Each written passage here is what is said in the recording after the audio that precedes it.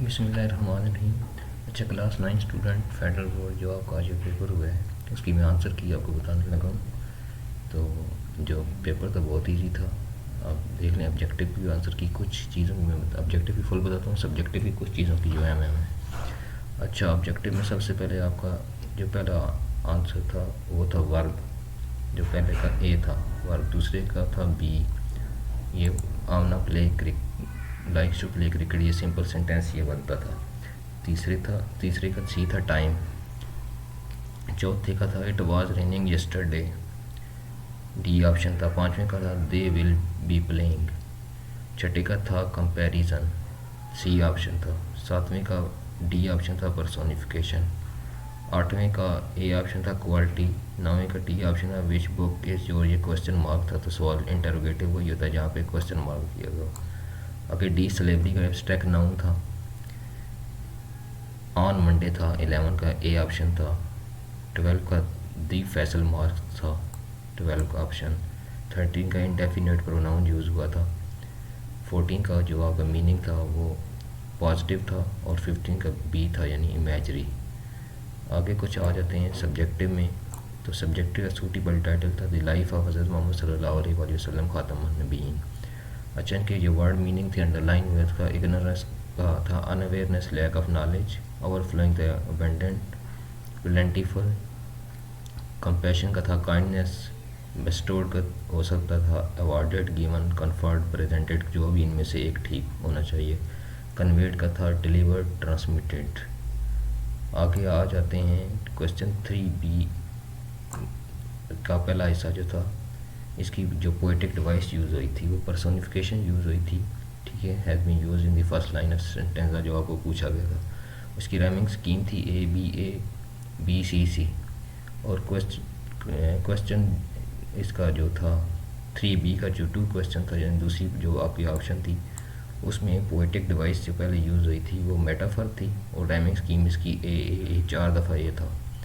Passive wise form of verb जो आपके paragraph दिया था, passive wise form of verb read, spelling वही रीड होते हैं लेकिन इसको पढ़ती रेड एंड थर्ड फॉर्म थी। फॉलो का दिया था फॉलोड था, टेक का टेकन था, एसेंबल्ड का एसेंबल्ड था, रिमेंबर का रिमेंबर्ड था, स्किप का स्किप्ड था, कंसिडर का कंसिडर्ड था। अच्छा, आगे question 4B answer, I once सा अ मैन वॉकिंग ऑन रोप, ये सी दिया हुआ था, आपने इसको सिंपल पास्ट में बदलना था यानी पास्ट इंडेफिनिट में। दूसरा था फ्यूचर, आपने फ्यूचर इंडेफिनिट में बनना था, उसको आई विल भी लगा सकते थे, shall we bring my camera with मी।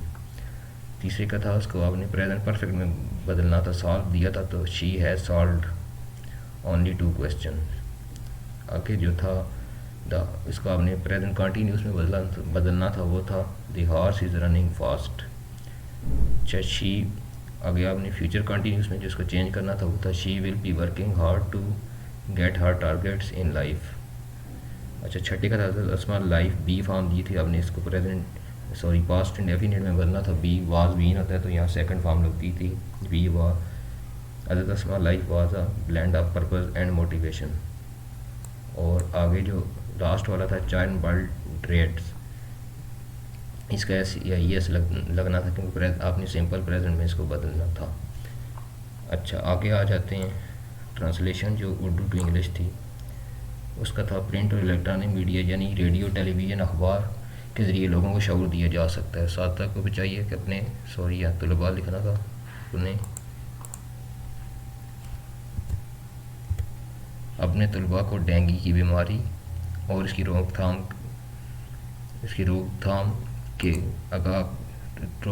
बारे में रोकथाम के बारे में